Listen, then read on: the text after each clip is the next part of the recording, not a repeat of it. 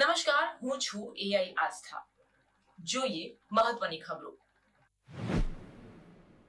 ઉત્તર પ્રદેશના ગોડામાં મોટી ટ્રેન દુર્ઘટના સર્જાઈ છે. ડિબ્રુગઢ એક્સપ્રેસના 10 થી 12 કોચ પાટા પરથી ખરી પડ્યા છે. આ ટ્રેન ચંદીગઢથી ડિબ્રુગઢ જઈ રહી હતી. આ ટ્રેન અકસ્માતમાં 2 લોકોના મોત થયા છે અને 6 લોકો ઘાયલ થયા છે. મૃત્યુઆંક વધવાની શક્યતા છે.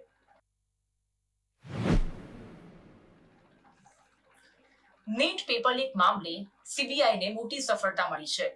સીબીઆઈ પેપર લીક ગેંગના સોલ્વર્સ કનેક્શન સુધી પહોંચી ગઈ છે. તપાસ એજન્સીએ અત્યાર સુધી પટના એમ્સના 3 ડોક્ટર્સની ધરપકડ કરી છે.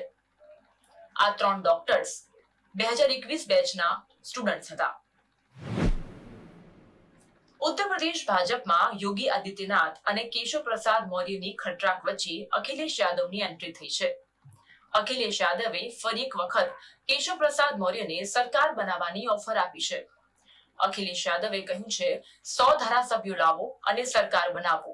આ ઓફર સાથે તેમણે સોશિયલ મીડિયામાં પોસ્ટ કરી છે.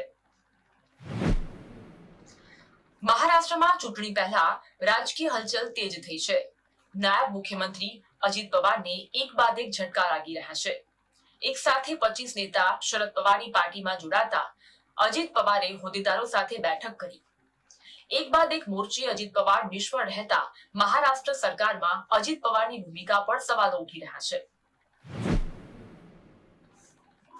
જમ્મુ કાશ્મીરમાં વધતી આતંકવાદી ઘટનાને લઈને કોંગ્રેસ દ્વારા તેનો વિરોધ કરવામાં આવ્યો હતો. કોંગ્રેસના નેતાઓ અને કાર્યકર્તાઓ રાજભવન તરફ કૂચ કરી રહ્યા હતા ત્યારે તેમને અટકાવવા માટે પોલીસ દ્વારા લાઠીચાર્જ કરવામાં આવ્યો હતો.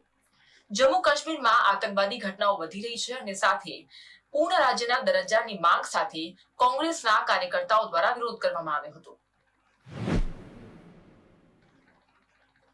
ભારતીય નૌકાદળે ઓમાનના દરિયાકાંઠે પલટી ગયેલા તેલ ટેન્કરમાંથી 8 ભારતીય અને 1 શ્રીલંકન ક્રૂ મેમ્બરને બચાવી લીધા.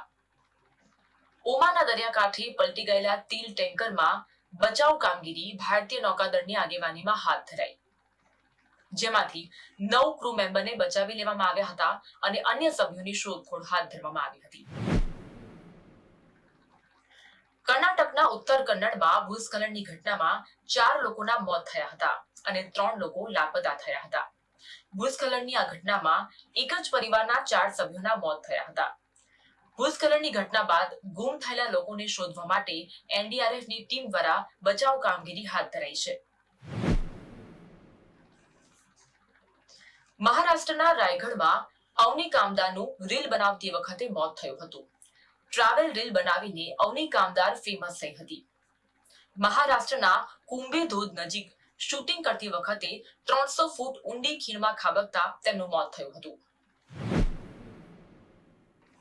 દેશના અનેક રાજ્યોમાં હવામાન વિભાગ દ્વારા એલર્ટ જાહેર કરવામાં આવ્યું છે. હવામાન વિભાગ દ્વારા પશ્ચિમ કિનારાના કોંકણ, ગોવા, કર્ણાટક અને કેરળમાં એલર્ટ આપવામાં આવ્યું છે. આ સાથે ઉત્તર ભારતમાં જમ્મુ કાશ્મીર, પશ્ચિમ ઉત્તરાખંડ, પેટા હિમાલયન અને પશ્ચિમ બંગાળમાં વરસાદની આગાહી કરવામાં આવી છે. મુંબઈમાં ભારે વરસાદના કારણે રેલવે ટ્રેક પર પાણી ભરી જતા રેલ વ્યવહારને અસર થઈ છે. અનેક લોકલ ટ્રેન મોડી પડતા મુસાફરોને હાલાકીનો સામનો કરવો પડી રહ્યો છે. છેલ્લા 24 કલાકથી મુંબઈમાં ભારે વરસાદ વરસી રહ્યો છે. હવામાન વિભાગ દ્વારા આગામી 72 કલાક સુધી મુંબઈ અને તેની આસપાસ તેજ પવનો સાથે ભારે વરસાદ થાય તેવી શક્યતા વ્યક્ત કરાઈ છે. આભાર. આવી જ ખબરો સાથે ફરી મળીશું આવતીકાલે રાત્રે 9 વાગે એઆઈ એન્કર આસ્થા સાથે.